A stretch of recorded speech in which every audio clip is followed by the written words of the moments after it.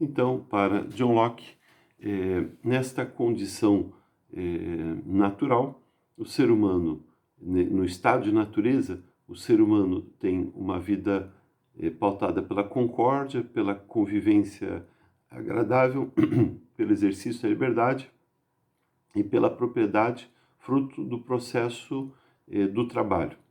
De certa forma, John Locke vai lançar as bases daquilo que mais para frente Adam Smith, Ricardo e outros economistas liberais vão elaborar em torno da teoria do valor-trabalho, ou seja, a propriedade ela decorre do trabalho e a riqueza é resultado do trabalho que atribui valor à natureza, que confere valor à natureza. Então, nesse sentido, é que John Locke vai entender que o estado de natureza é um estado de convivência possível, agradável, pautado pela liberdade e pela harmonia na relação entre as pessoas. Ora, num cenário como esse, então surge a seguinte questão. Bom, em Hobbes ficava claro, o estado de natureza é belicoso, nós não conseguimos efetivar os nossos direitos naturais, nós não conseguimos ter indústria, desenvolvimento, convivência, paz e assim por diante, então a gente abandona o estado de natureza, perde a liberdade natural, atribui Hobbes isso, né? Atribui a liberdade, essa liberdade ao Estado, que absorvendo as liberdades naturais, as administra e as devolve na forma de liberdade artificial. Então tem uma coerência. Como é que fica esta relação em John Locke? Ora, John Locke vai indicar que o ser humano no estado de natureza ele consegue sim conviver bem. Agora, ele vai largar o estado de natureza por causa do risco que na condição natural caracteriza a nossa existência com relação à perda da vida, da liberdade e da propriedade. Ou seja, apesar do ser humano ser capaz de conviver de forma adequada, então o ser humano não precisa para viver, para apropriar-se da natureza, para exercer liberdade, assim por diante, ele não precisa do Estado.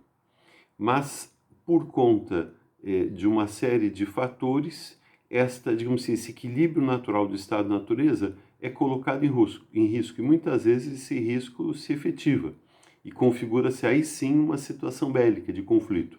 Ora, qual seria o elemento fundamental, então, que, digamos assim, abalaria esta harmonia, este equilíbrio natural da convivência humana no estado de natureza para John Locke? Ora, isso, a perda, digamos assim, né, deste paraíso, digamos, né, terrestre, se dá exatamente na medida da da criação da representação monetária da propriedade.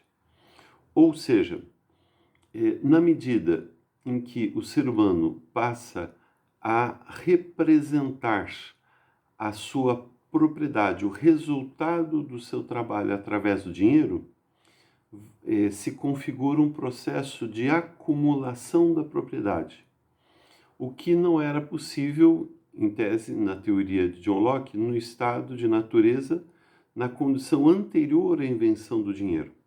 Ou seja, John Locke imagina no estado de natureza uma condição na qual o ser humano tem limites igualmente naturais no que se refere à acumulação, ao consumo, melhor dizendo, do resultado do seu trabalho.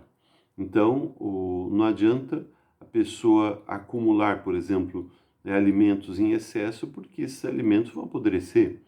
Não adianta a pessoa querer ter uma propriedade maior do que aquela que ele consegue trabalhar, né? A terra não adianta ela ser extensa demais se eu não consigo exercer atividade produtiva sobre ela. Então, no estado de natureza, os limites da propriedade eram marcados pela própria natureza.